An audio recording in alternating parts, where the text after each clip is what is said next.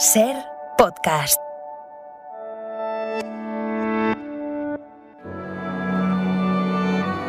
Bienvenidos a Sucedió una noche, un programa dedicado al mejor cine de todos los tiempos.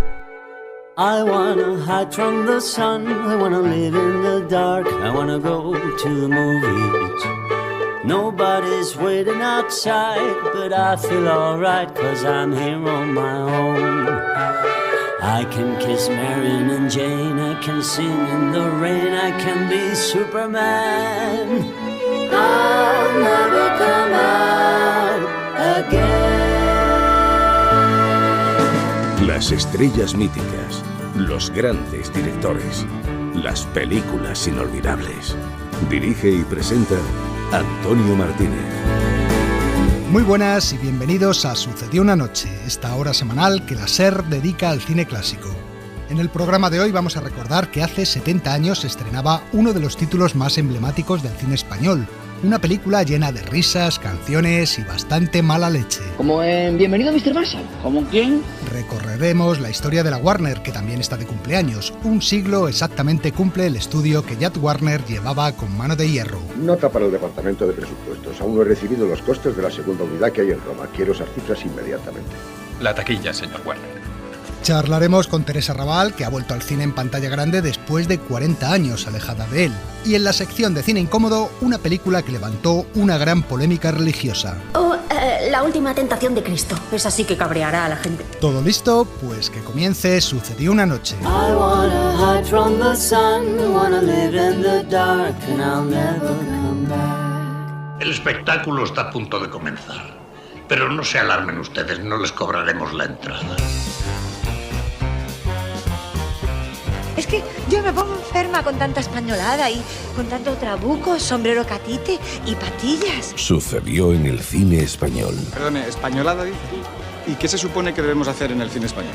¿Alemanadas? Sí. ¿Hungaradas? ¿Americanadas? No, hombre, no, pero entiéndame. La historia de nuestro cine. Como decíamos hace un momento, el próximo martes, 4 de abril, se van a cumplir 70 años del estreno de uno de los grandes clásicos del cine español. Bienvenido Mr. Marshall, de Luis García Berlanga. Por eso, en los próximos minutos vamos a recordarla.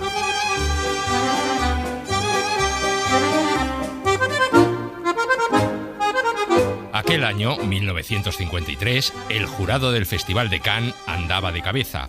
Una pequeña película española había revolucionado el festival.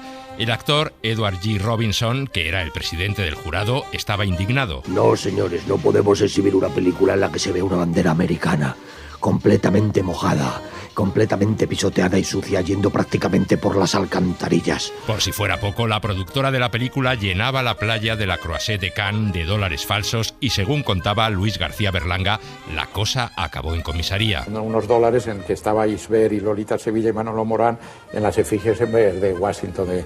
Y entonces nos denunciaron, hubo una periodo, nos denunciaron como falsificadores de moneda en Cannes y tuvimos que ir a una comisaría en el mismo. Todo esto eran mecanismos de defensa de ellos que lo que no querían es que saliese la película. Mientras, en España, el nuevo embajador de los Estados Unidos también estaba molesto. Había llegado a Madrid para tomar posesión de su cargo cuando, al pasar por la Gran Vía, vio un gran cartel que le pareció un insulto hacia su gobierno. Señor ministro, le llama el nuevo embajador de Estados Unidos. Pásemelo, por favor. Señor embajador, es un placer saludarle, dígame. ¿Cómo? Una pancarta que ponía. Una pancarta, no se preocupe. En la pancarta ponía Bienvenido Mr. Marshall y el mosqueo del embajador no era gratuito. El Plan Marshall de ayuda económica a los países europeos tras la Segunda Guerra Mundial dejaba fuera a España, por lo que el cartel parecía una provocación o un reproche en toda regla. El incidente diplomático no fue a más, ya que pronto le aclararon que aquel cartel no se refería ni a él ni a su país, sino que anunciaba una película española que estaba a punto de estrenarse.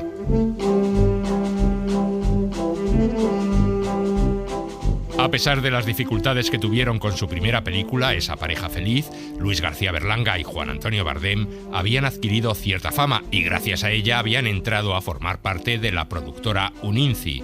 La productora les pidió que presentaran algunas ideas y ellos enseguida les enviaron 2 guiones que tenían escritos. Uno era un drama rural. Porque yo quería hacer un cine básicamente el cine del Indio Fernández, el cine que hacía todo el Indio Fernández, que digamos un ruralismo poético, con unos ribetes sociales apenas esbozados, y bueno, esa línea me gustaba. El otro era una comedia, también rural, sobre un pueblo español donde iban a construir una fábrica de Coca-Cola.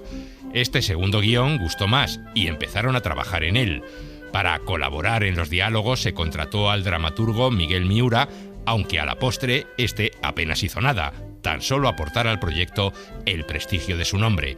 El argumento poco a poco fue evolucionando hacia la historia que todos conocemos. Pues bien, mi querido señor alcalde, he venido a comunicarle para fecha muy próxima la visita de unos buenos amigos, los representantes de un gran pueblo, que no vacilan a ayudar a sus hermanos de más escasa fortuna. Estos amigos, señor alcalde, son los americanos del norte. Más exactamente, los delegados en España del Programa de Recuperación Europea. Claro. European Recovery Program. Claro. O más sencillamente, Plan Marshall. Ahí las autoridades americanas encargadas de repartir la ayuda económica en Europa iban a visitar en breve el pueblecito castellano de Villar del Río, y los vecinos debían recibirlos como se merecían. Yo que he estado en América, amigos míos, yo que conozco aquellas mentalidades nobles, pero infantiles, os digo que España se conoce en América a través de Andalucía. Ah, pero entendedme bien, no es que no amen como se merecen a estos pueblos castellanos de ejemplar raigambre. Eso, raigambre. Es que la fama de nuestras corridas de toro, de nuestros toreros, de nuestras gitanas y sobre todo del cante flamenco ha borrado la fama de todo lo demás y buscan en nosotros el folclore. Decidían, por tanto, disfrazar su pueblo de pueblo andaluz. Las paredes de las casas se encalaban, se llenaban de flores los balcones y todos los lugareños debían vestirse a la manera andaluza. Trajes camperos coronados con un sombrero cordobés para ellos. Oye, por favor, niño. ¿Yo? Sí, tú. Cámbiate el sombrero con el de al lado porque ese te está un poquito pequeño. Y trajes de faralaes con flor en el pelo para ellas. Oye, guapa. ¿A mí? A ti sí, la de las gafas. Ponte la flor en otro sitio porque es que vas a saltar un ojo a la que está detrás. Del río vengo, adivino usted de cuál. El guión fue aprobado, pero los meses pasaban y la filmación no daba comienzo. Fue entonces cuando Juan Antonio Bardén abandonó el proyecto dejando a Berlanga en solitario. Nos pagaron 50.000 pesetas por el guión, 25.000 a cada uno. Yo les convencí que me diesen 15 y 10. Bueno, pero cuando se me acabaron las 15, yo dije, bueno, como aquello no arrancaba, pues yo dije que me hacía falta el dinero y que ponía a la venta mis acciones. Y todos gritaron traición. La razón del retraso era Lolita Sevilla. La productora había firmado un contrato con esta joven tonadillera que empezaba a despuntar y querían que formase parte de la película. Bueno, ¿qué me dice usted de la niña? ¡Ah, la niña! ¡Muy guapa! ¡Muy guapa! Así que a Berlanga no le quedó otra que incluirla en la historia, con sus correspondientes números musicales para que la joven pudiera lucirse. ¿Y cómo canta? ¡Ah, canta bien! Pero ¿cómo que si canta bien? Si es un prodigio de la naturaleza, si su voz es sobrenatural. Oye, hostia, que no parece un ser humano. Tanto como eso. Algunos escenarios de la película se construyeron en estudio, pero Berlanga quería rodar en un verdadero pueblo de la época. Un pueblo en el que en la misma plaza estuviera el ayuntamiento, la iglesia y una fuente. Y ese pueblo lo encontraron a unos 50 kilómetros de Madrid, en Guadalís de la Sierra, que se convirtió por la magia del cine en Villar del Río. Bueno, pero ¿qué me asegura usted? Que por mucha prisa que traigan los americanos, que esos señores siempre tienen mucha prisa, se van a quedar al pueblo 4 días regalando cosas a la gente y dejándose todos los dólares que traigan en su café. ¿Qué le parece? ¿Tú qué crees? Pues claro que lo creo. Ya lo oye usted. Eso sí, hubo que añadir una fuente de cartón piedra porque la plaza no tenía. La fuente es muy antigua y el agua, cuando sale, es buena y fresca. 420 habitantes de Guadalix fueron contratados como figurantes. Un puñado de ellos tenía incluso frase. ¿Qué pides? Yo quiero 20 sacos de abono para las patatas. Gracias. Una azada nueva, un cabezal y un reloj de esos de paja. Eran, por ejemplo, casi todos los que hacían cola en el ayuntamiento en las escenas en que apuntaban lo que querían pedir cada uno a los americanos. Un carro, yo quiero un carro. ¿Para tirar de él? No, para enganchar la mula. Los figurantes cobraron entre 3 y 7 duros al día, dependiendo de su participación, una cifra nada despreciable para la época.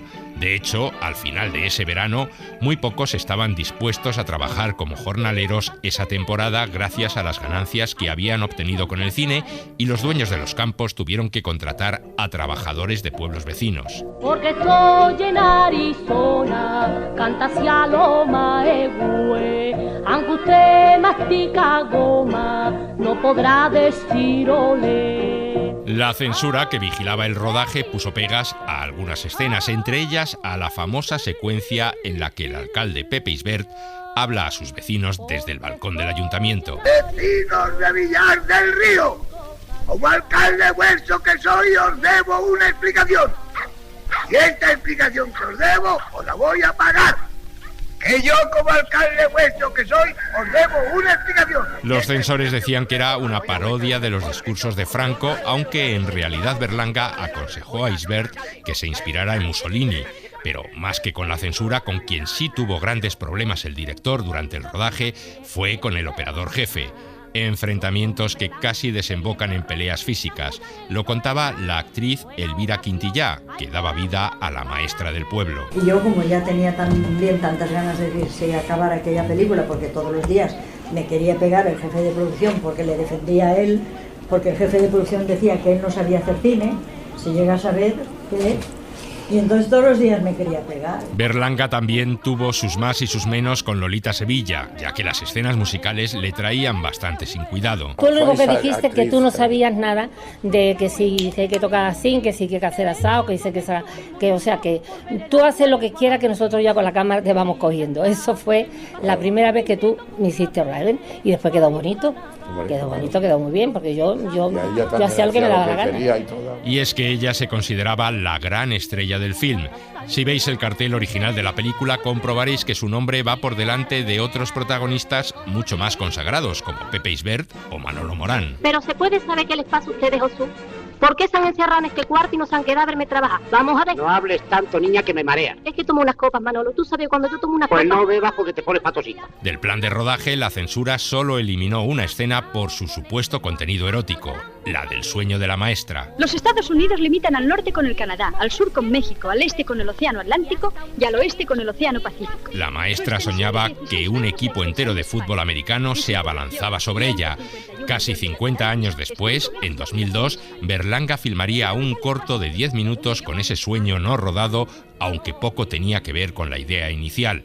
Lo protagonizaba la actriz Luisa Martín y era un alegato contra la pena de muerte. Los yanquis han venido, les salero con mis regalos. Y a las niñas bonitas van a obsequiarlas con aeroplano. Bienvenido Mr. Marshall se estrenó el 4 de abril de 1953 y fue un gran éxito de público.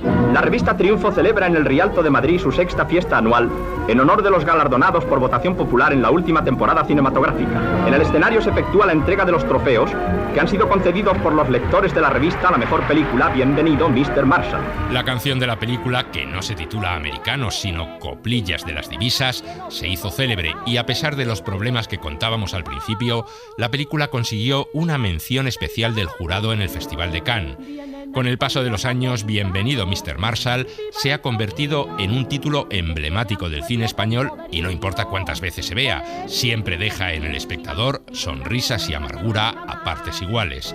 En el año 2003, Luis García Berlanga vio su película por primera vez y nos dejó su particular autocrítica. Yo desde que terminaba el corte del último plano ya no volví a ver mis películas.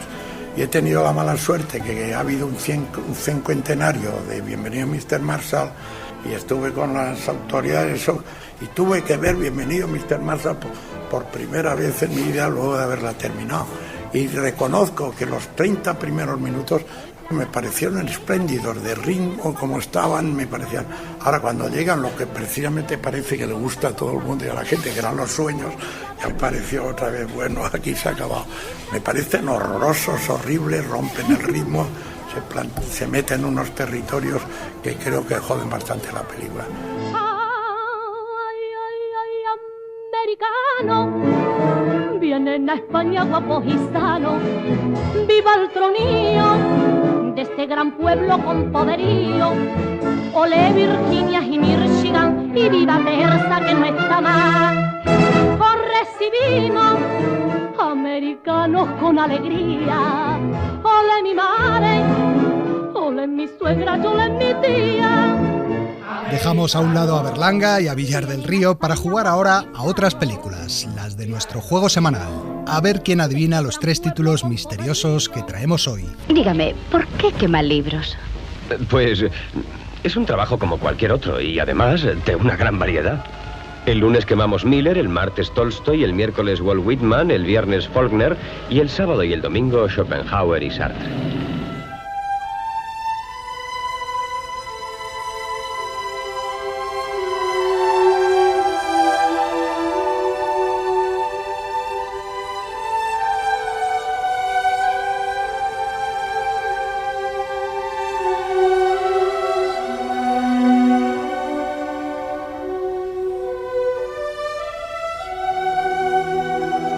Artículo 587 del Código Penal. Quien ocasiona la muerte del cónyuge, de la hija o de la hermana en el acto en que descubre la relación carnal ilegítima y en el estado de ira determinado por la ofensa hecho a su honor o al de su familia, será castigado con la pena de reclusión de 3 a 7 años. Yo tengo 37 años, más 7, 44. Ángela tiene 16. 16 más 7... Un momento. 7 años son el máximo de la pena.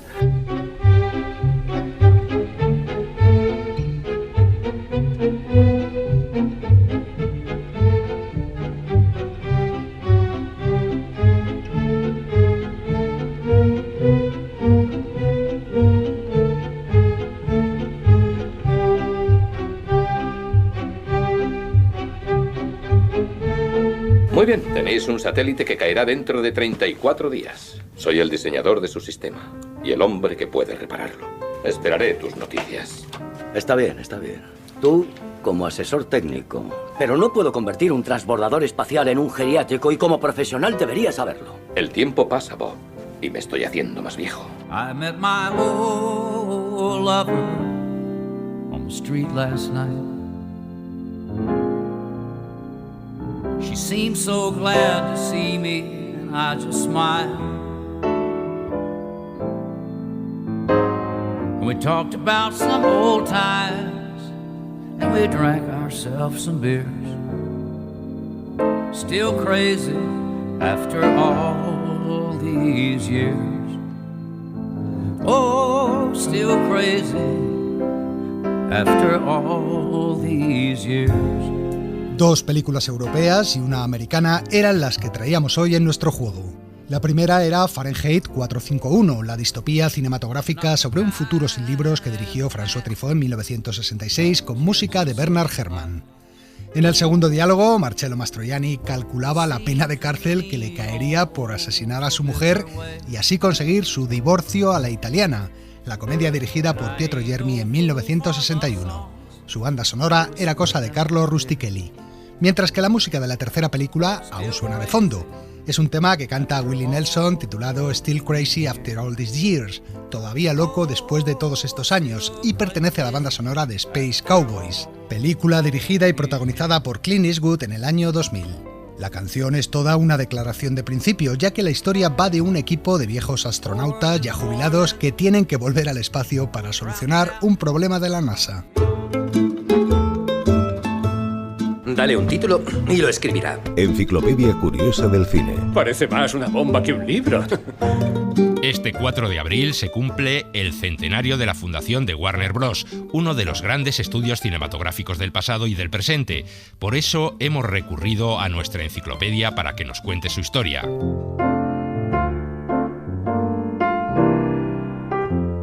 Todo empezó con El caballo de papá. Quieto. Ven aquí, cógelo, no lo dejes. Los cuatro hermanos Warner, Harry, Jack, Albert y Sam, eran hijos de un zapatero polaco y tenían buen olfato para los negocios. Oiga, por favor, ¿cómo funciona ese chisme? Oh, es un secreto. La fotografía en movimiento. Pura magia, señor, pura magia. Pronto se dieron cuenta de que las proyecciones cinematográficas podían dar mucho dinero. Así que vendieron el caballo de su padre y con el dinero que les dieron compraron un proyector y unas cuantas películas para exhibirlas en una barraca de feria. Un año más tarde ya tenían su propio local.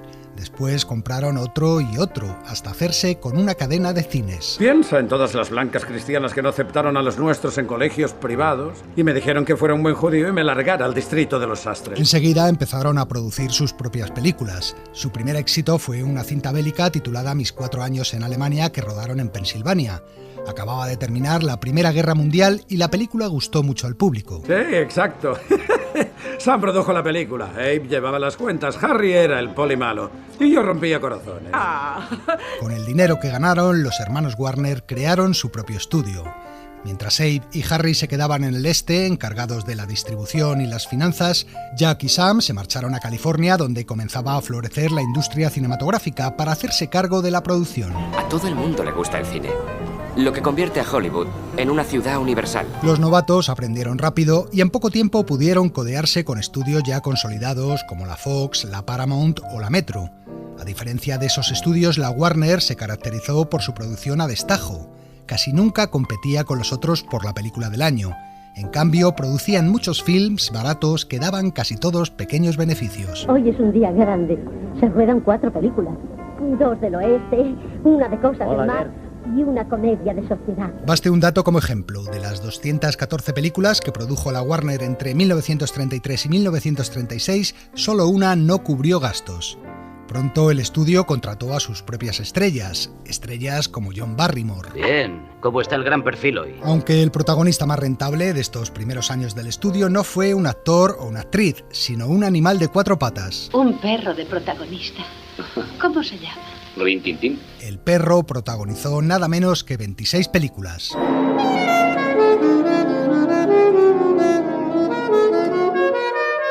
La Warner siempre estuvo interesada en las innovaciones técnicas. Los hermanos habían comprado una emisora de radio y allí habían entrado en contacto con los experimentos que desde hacía años se venían realizando sobre la sincronización de imagen y sonido.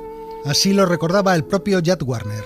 En aquellos días era creencia generalizada que el cine había progresado hasta el máximo. Mis hermanos y yo estábamos convencidos de lo contrario y estábamos resueltos a romper la barrera del silencio y dar vida plena a la pantalla, dándole una voz que pudiera ser oída en todo el mundo. Poco después, el estudio rodaba Don Juan, la primera película con banda sonora sincronizada de la historia, aunque esta se limitaba solo a la música y a algunos efectos de sonido. Pero la verdadera revolución llegaría el 26 de octubre de 1927. Esta noche, gran estreno en el Warner Theater, El cantor de jazz. La película era muda, pero incluía algunas canciones sonorizadas. En un momento dado, el actor Al Jolson se dirigía directamente al público y pronunciaba estas palabras. Wait a minute, you ain't heard nothing yet. Wait a minute, I tell you ain't heard nothing. Esperen un minuto, todavía no han oído nada, decía Al Jolson. Por primera vez, un actor hablaba en la pantalla. Con esa sencilla frase, el cine entraba en la era del sonido. Vengo de una revolución, el estreno del cantor de jazz. Cuando la voz de Al Jolson brotó de la pantalla, creí oír las campanas tocando a muerto por el cine mudo. El cine ya no es solo imagen, sino también voz. Sin embargo, los hermanos Warner no pudieron vivir con alegría ese momento histórico. El día antes del estreno del cantor de jazz, Sam Warner murió de una hemorragia cerebral, dejando a Jack en solitario al frente del estudio. Le llamaban el magnate de las buenas peleas y los chistes malos, Debbie Reynolds. Era muy apuesto y tenía un bigotillo fino sobre los labios. Siempre iba muy arreglado y contaba los chistes más malos que se pueden imaginar. Todo el mundo reía a carcajadas, a él le encantaban los chistes. Lo de las peleas tenía que ver con sus constantes disputas con actores, directores y otros estudios. Jack Warner controlaba con mano férrea su estudio, manejando a su antojo las carreras de estrellas. Sé lo que estás haciendo, Jack, darle a Crawford todos mis papeles para controlarme. Y también de directores. Quiero hacer algo menos peligroso, como una película bélica o un western. No, déjale las películas bélicas y los westerns a John Ford. Jack no tenía reparos en entrar a saco en todos los departamentos que intervenían en una película, incluido, por supuesto, el montaje. Aquí hay tanta tela que cortar que voy a tener que ir a mi sastre para que me ayude. Decían de él que era un cómico frustrado y que gastaba continuamente bromas tan poco graciosas como sus chistes, aunque a veces sí tenía alguna ocurrencia ingeniosa. Durante la Segunda Guerra Mundial, el mismo Jack Warner hizo que los pintores dibujaran una gigantesca flecha encima de una de las naves de sonido. Hay quien dice que Warner temía que los japoneses confundieran los estudios de la Warner con una planta de aviación cercana, por lo que prefirió indicarles el camino. El auge del sonoro hizo que la Warner filmara muchas películas musicales, como La calle 42, el primer gran éxito comercial del género, como contamos hace algunas semanas. Pero en su época clásica el estudio se caracterizó sobre todo por dos tipos de películas: el cine de aventuras. Me llaman Robin Hood. He oído hablar de vos. Nada bueno, supongo. Con Errol Flynn como gran estrella, y el cine de gángsters. Fuera de mi camino, voy a disparar. con las películas que protagonizaban actores como James Cagney, Edward G. Robinson o Humphrey Bogart. Y hablando de Bogart, en 1942 la Warner produjo el gran clásico del cine por excelencia. Tócala, Sam. Déjame recordar. No sé a lo que se refiere. Toca. El tiempo pasará. Casablanca, por supuesto, película que encabeza el catálogo de grandes títulos que ha dado el estudio a lo largo de la historia.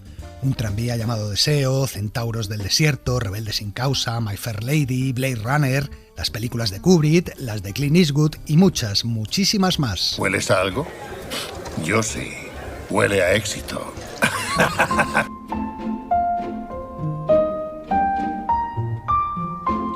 Jack Warner tenía buen olfato para descubrir nuevas estrellas. El señor Warner te mencionó esta mañana. ¿Ah, sí?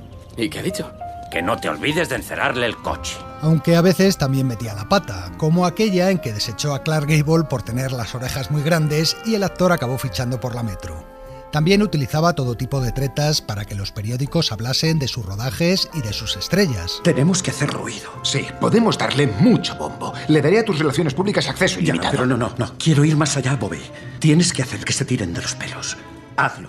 Yo me aseguraré de que salgan en los periódicos. En cambio, durante la época de la caza de brujas del senador McCarthy, Jack Warner fue quien abrió la veda, el primero en dar oficialmente nombres de trabajadores de su estudio a la comisión. Y es que Warner era un anticomunista acérrimo. ¿Qué? ¿De repente eres comunista? ¿Tienes algo contra el capitalismo? Lo que estamos viendo en esa pantalla es un claro ejemplo del mercado libre. Es una competición vigorosa, es el estilo americano. Jack Warner libró más batallas con los actores que ningún otro magnate de Hollywood.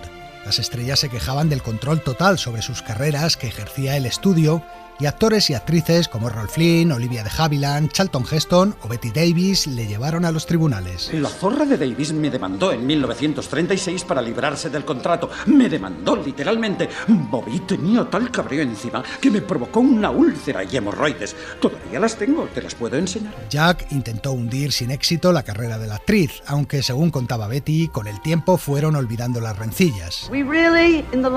Nosotros realmente al final acabamos por respetarnos uno al otro. Creo que él finalmente me respetó, o al menos eso me dijo en una ocasión. Con el paso de los años, el sistema de estudios terminó y las estrellas pudieron elegir libremente sus papeles. Bueno, todas no. ¿Qué hay de nuevo, viejo? Aquí le tenéis, el único conejo ganador de un Oscar. Según nuestras últimas encuestas, Bugs Bunny es un bien activo que atrae por igual a hombres y mujeres, jóvenes y viejos en todo el universo conocido. Desde 1940 la Warner produjo también cine de animación, creando su particular constelación de estrellas encabezada por el conejo y seguida de Tom y Jerry, el Correcaminos, Porky, Piolín y Silvestre, el Pato Lucas. Hermanos Warner, una leyenda del espectáculo como yo no debería seguir haciendo de comparsa de ese orejudo de entonces para zanahoria.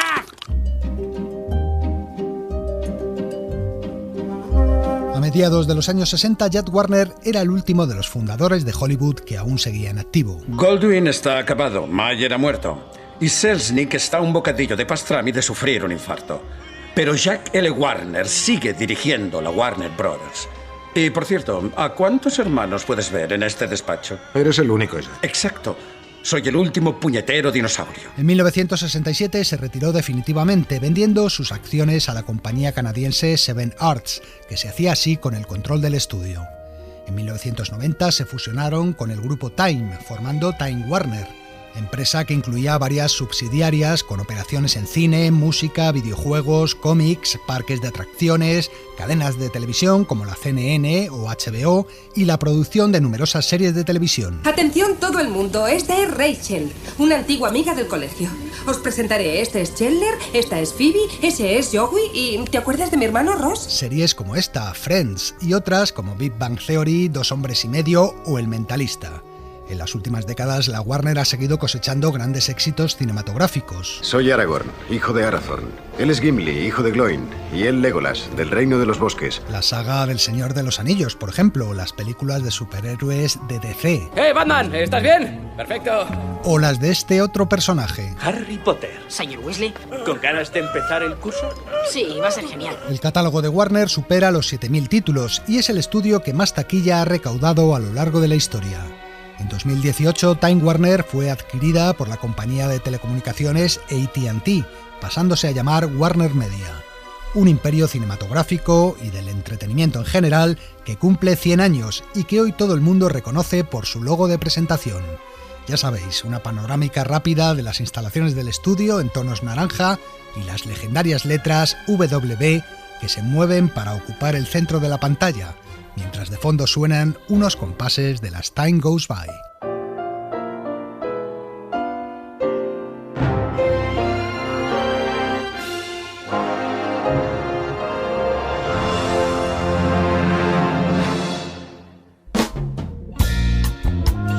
Si ese avión despega y tú no estás a su lado, te arrepentirás.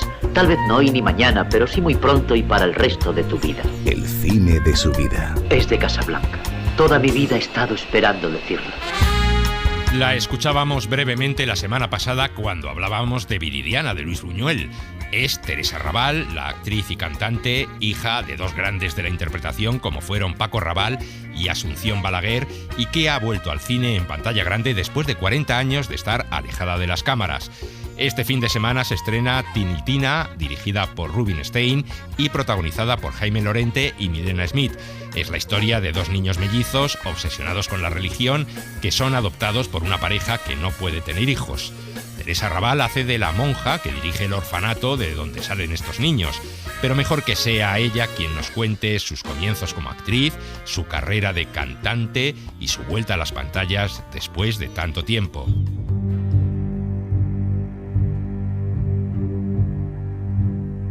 Buñuel vino a casa y yo tenía 9 años, ¿no? Y de repente me mira y dice, ¿qué ojos tiene? Es la niña de Viridiana. Y así fue, mi padre le pidió permiso a mi padre y mi padre, claro, dijo que sí. Ya está bien por hoy, Rita. ¿Te gusta la cuerda que te he regalado?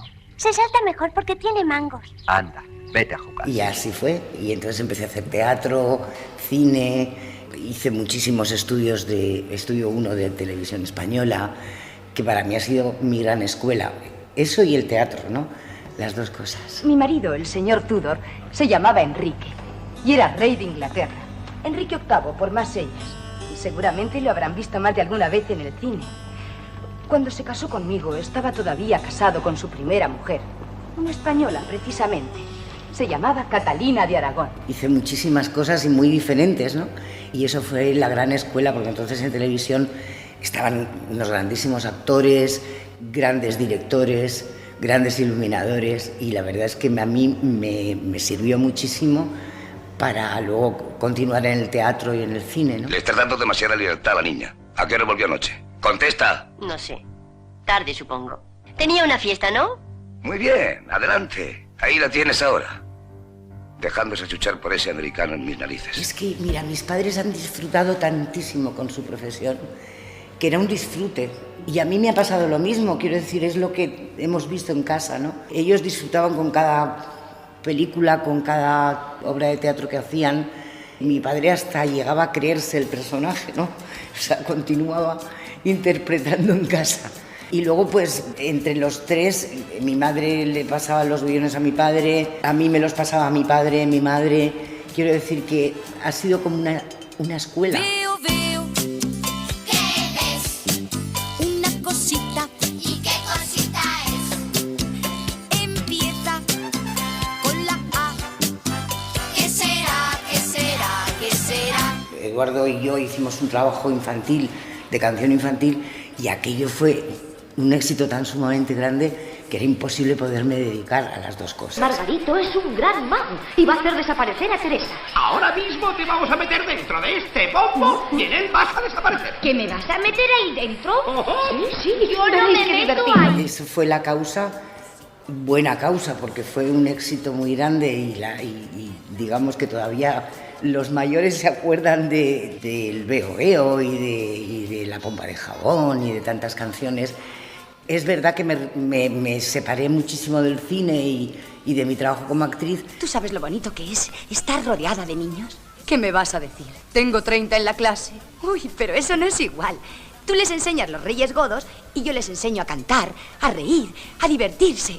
No lo comprendes, ¿verdad? Yo creo que fue la primera vez que una canción como Veo Veo estuvo en los 40 principales. Rafa Rever me ofreció hacer el Super Baby Y estuve un montón de tiempo, como 4 o 5 años haciendo radio, y yo le decía, yo no he hecho nunca radio, y me decía siempre, el tiempo, y me ayudó muchísimo, y la verdad es que lo pasé muy bien, y fue otra experiencia más. Ya soy mayor de edad, y puedo hacer lo que me gusta, y lo que me gusta es trabajar en el circo, ¿no? Fue un palizón muy grande. La verdad es que fue un éxito muy grandísimo. Yo solo quería que los niños aprendiesen las cosas como en un juego, divirtiéndose. ¡Divirtiéndose! Divirtiéndose, dice. Pero realmente yo no soy muy amante del circo, ¿no? Quiero decir, era una vida muy diferente y llegó un momento que estaba agotada y le dije a Eduardo, no sigo más.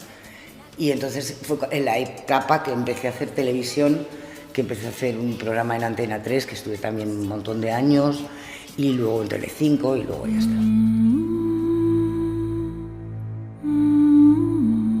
Yo había hecho algunos cameos en algunas series, en Las señoras de Lampa, en Derecho a soñar, en pequeñitos, papeles pequeñitos. Y ya quería volver, la verdad. Y entonces cuando me llamó Rubin, pues me encantó desde un principio, me gustó mucho el guión, me gustó mucho el papel. Era la base de la película, quiero decir, la monja tiene mucho que ver en toda la película. Fueron abandonados a las puertas del convento, con pocas semanas de vida. Son unos niños especiales. Ya, pero Tina y Tina no son nombres españoles, ¿no? No, les llamamos así por San Agustín, padre de nuestra orden. Y era un papel para mi edad fantástico y me ha encantado hacerlo, he disfrutado muchísimo en el rodaje. Rubin es un director novel, pero con mucho talento y con mucha sensibilidad, y he disfrutado un montón. ¿Escucháis? Es la ira de Dios. Es la ira de Dios. El día de la ira llegará, y entonces se hará justicia. Me pongo de pie, me vuelvo a sentar, porque a los oficios vamos a jugar. Hay cine muy bueno. Yo creo que hay gente con muchísimo talento, gente joven, con mucho talento, ¿no? Y que se tocan temas comprometidos, que a mí me parece muy bien. Que en el cine estamos como un poco obligados, bajo mi punto de vista, desde siempre, a tocar temas comprometidos.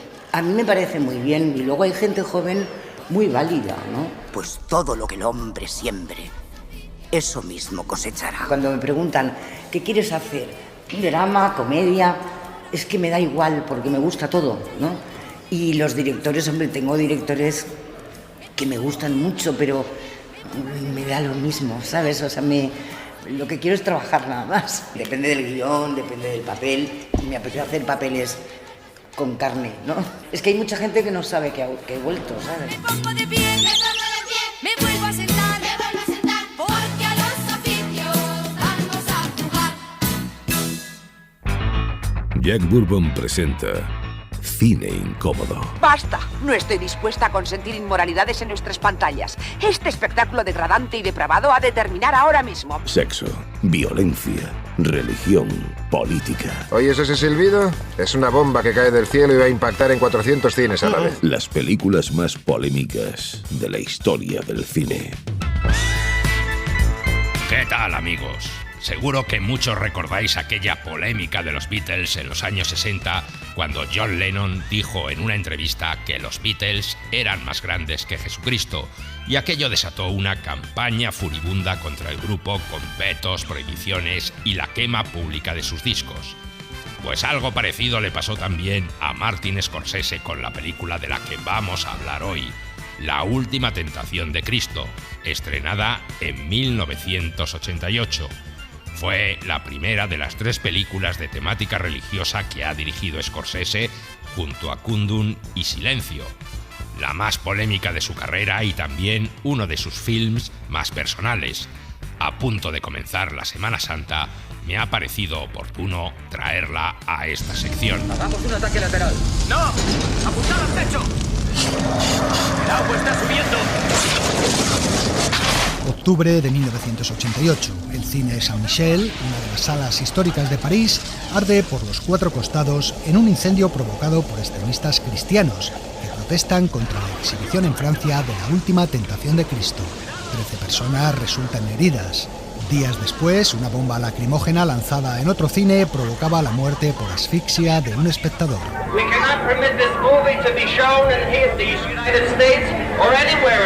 Los incidentes habían comenzado en agosto, con su estreno en Estados Unidos. El mismo día del estreno de la película, 25.000 personas se manifestaban en las calles de Los Ángeles para pedir su secuestro. Esta película sacrílega es un acto deliberado de blasfemia, y el solo hecho de verla supone la elección entre el cielo y el infierno. Hermanos y hermanas, no permitamos que esta ofensa contra la cristiandad se proyecte en los cines de América. La copia del único cine de Salt Lake City que se atrevió a proyectarla fue robada y rasgada la pantalla de la sala. Mientras, en Italia, un famoso abogado milanés interponía una querella criminal contra Scorsese. En Gran Bretaña, su proyección se discutía en el Parlamento. En Grecia se multaba a los exhibidores. Grupos religiosos de todo el mundo pidieron al Papa la excomunión del director americano. El diablo está entre nosotros en el mundo que nos rodea.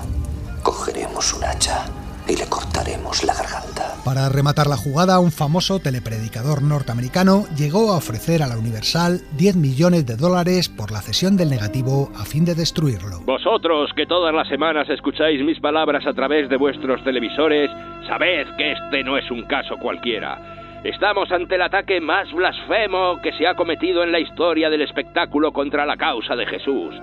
Sí, hermanos. La película de Scorsese había conseguido algo que parecía imposible: unir en un mismo grupo de protesta a católicos, judíos, ortodoxos, protestantes, baptistas y sectas religiosas de todos los colores. El protagonista del film, Willem Dafoe, nunca llegó a entender el escándalo que había provocado. No podía imaginar que hubiese una reacción así. Era una película que se hacía en una época en la que abundaban los films sangrientos. Así que me resultaba difícil pensar que la gente tendría problemas con una película que básicamente trata de la espiritualidad.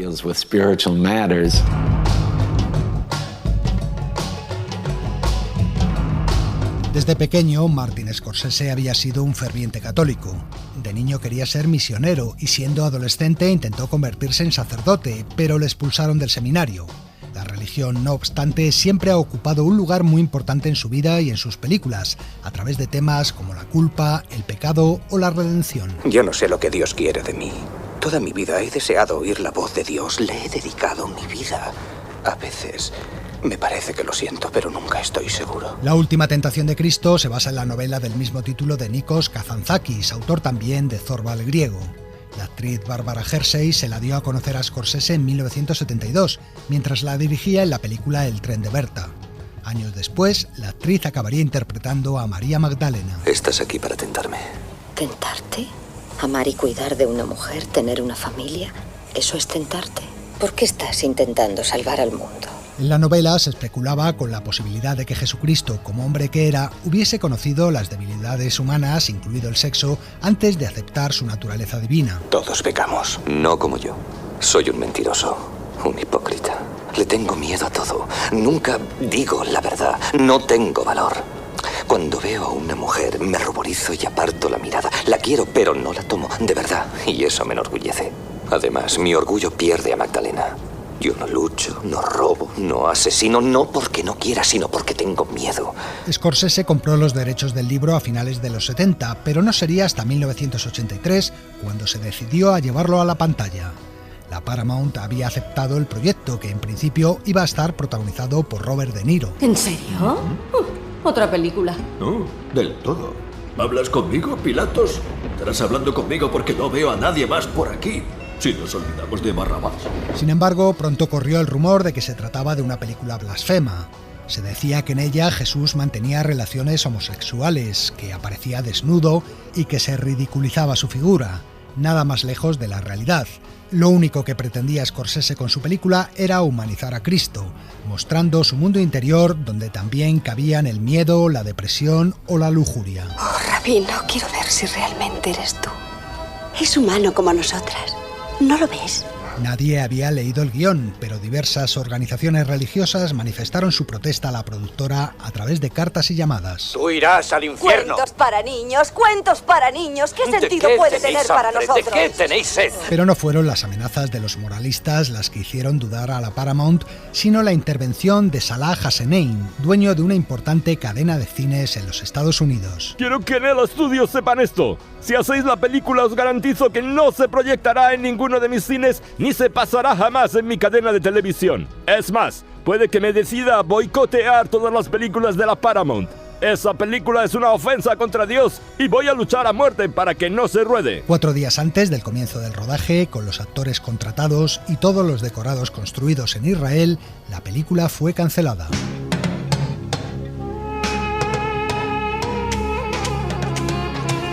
Martin Scorsese intentó en los años siguientes volver a relanzar su proyecto. ¿Qué te está pasando? Dime. Estoy luchando.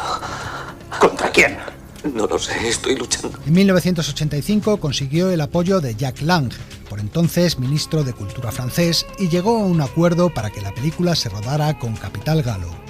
En este nuevo proyecto, Aidan Quinn haría de Jesús y estaría acompañado de varias estrellas de la música.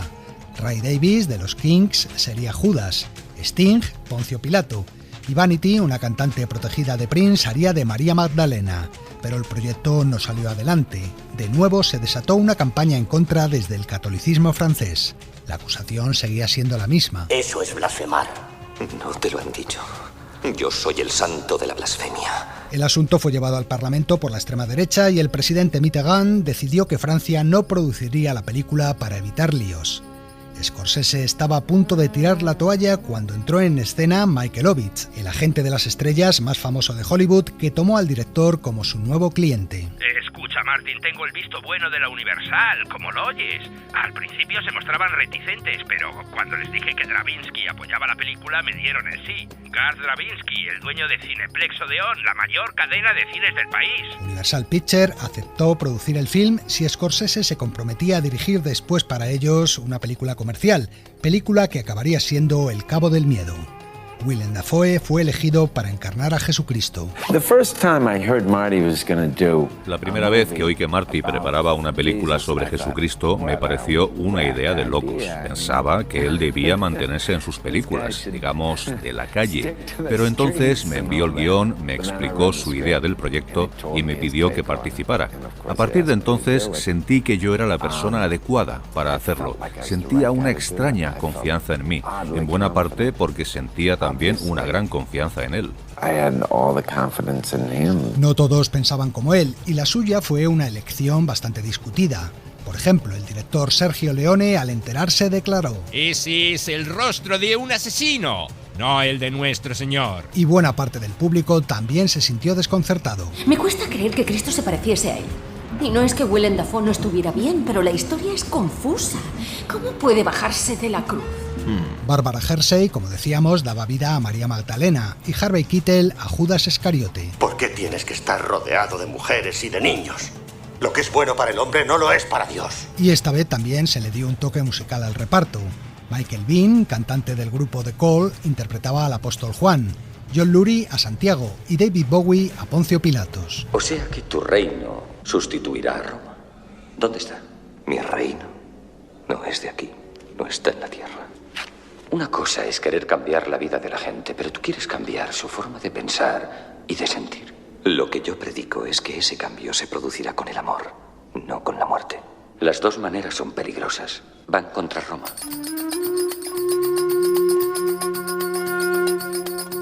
Todos los actores aceptaron trabajar por un salario inferior a sus cachés, y es que la Universal había aprobado un presupuesto muy pequeño, apenas un centenar de extras, decorados mínimos y muy pocos medios.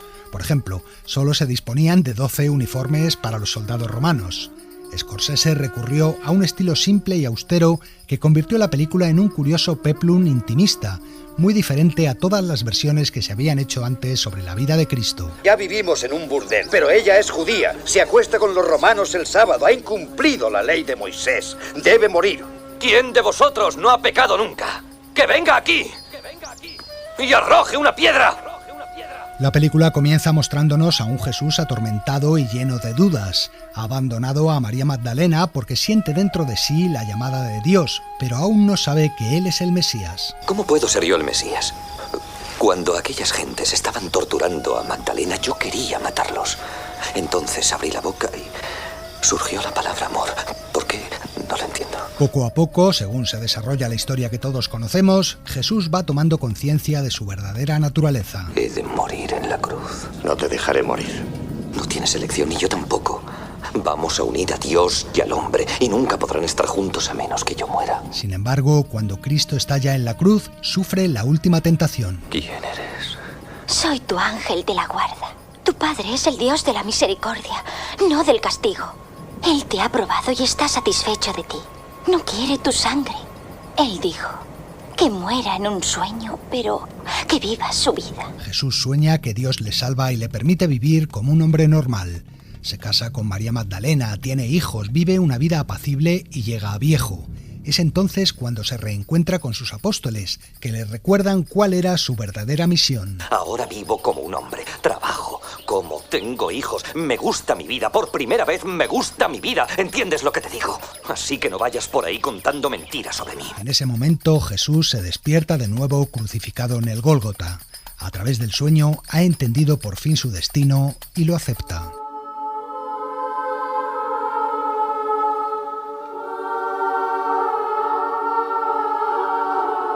La polémica que suscitó la película cayó como un verdadero mazazo sobre Martin Scorsese, que no había querido otra cosa que acercarse de una forma personal a la figura de Cristo que tanto había marcado su vida. ¿Creéis que Dios solo os pertenece a vosotros? Os equivocáis. Dios es un espíritu inmortal que pertenece a todos. ¡A todo el mundo! Debido a las amenazas de grupos religiosos, el director iba acompañado de guardaespaldas en todas sus apariciones públicas. La película fue prohibida durante años en países como Argentina, Chile, Turquía o México, y aún continúa estándolo en Filipinas o Singapur. Scorsese sigue sin entenderlo y asegura que ningún otro director ha abordado la vida de Cristo con tanta religiosidad y devoción como él. Así lo explicaba en una entrevista. Siempre me ha fascinado la figura de Jesús y me fascinaba particularmente su doble naturaleza, humana y divina. La Iglesia ha acentuado a lo largo de los años el aspecto divino de Cristo y poco a poco hemos olvidado su condición de hombre, pero la belleza de la película está precisamente en que Jesús conoce las debilidades humanas antes de convertirse en Dios. Por eso podemos identificarnos con él y de esta forma nuestra fe se hace más fuerte. La última tentación de Cristo también tuvo problemas cuando se lanzó en vídeo, ya que la cadena Blockbuster la boicoteó y de forma igual ha generado polémica en distintas televisiones. Por ejemplo, el estreno televisivo en Gran Bretaña en el canal Channel 4 en 1995 consiguió el récord de la mayor cantidad de quejas recibidas sobre una transmisión en la televisión británica hasta esa fecha. Y en Bulgaria la película no se puede mostrar en televisión hoy en día, ya que tras ser programada su emisión por la televisión nacional en 2002, la Iglesia Ortodoxa búlgara llevó el asunto a los tribunales y consiguió una orden de prohibición. En fin, amigos, hasta la semana que viene. Continuará. Hora de marcharnos. La versión que cierra hoy Sucedió una noche corre a cargo del dúo californiano The Bird and the Bee, con uno de los temas de los Bee Gees incluido en la banda sonora de Fiebre del sábado noche, How Deep Is Your Love. Nosotros volvemos en 7 días. Saludos de Leo Castro y Antonio Martínez y hasta la próxima. I know your eyes in the morning sun. I feel you touch me in the pouring rain. And the moment that you wander far from me, I wanna feel you in my arms again. And you come to me on a summer breeze, keep me warm in your love and then softly leave. And it's me you need to show. How deep is your love? Is your love? How deep is your love? I really need to learn, 'cause we're living in a world of fools, breaking us down. They should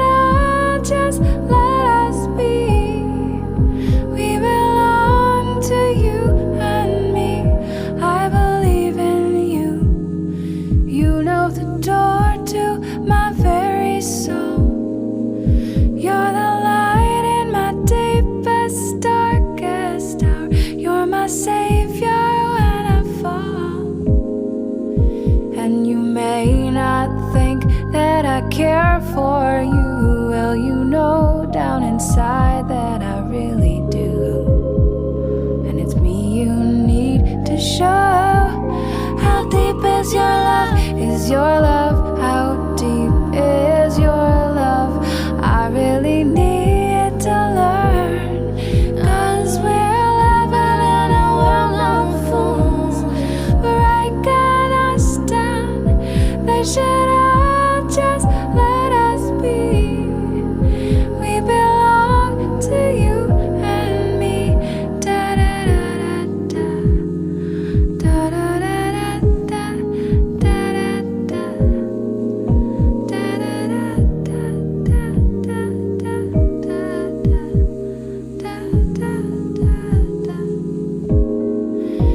And you come to me on a summer breeze, keep me warm in your love, and then softly leave.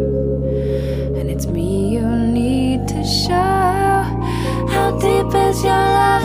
Is your love? How deep is your love?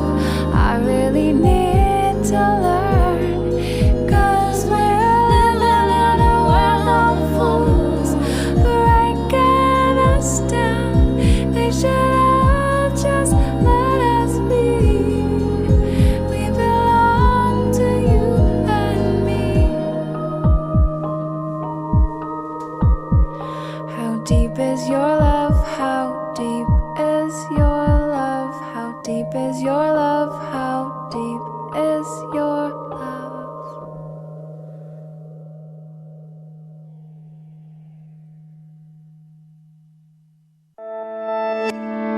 Cadena SER. La radio.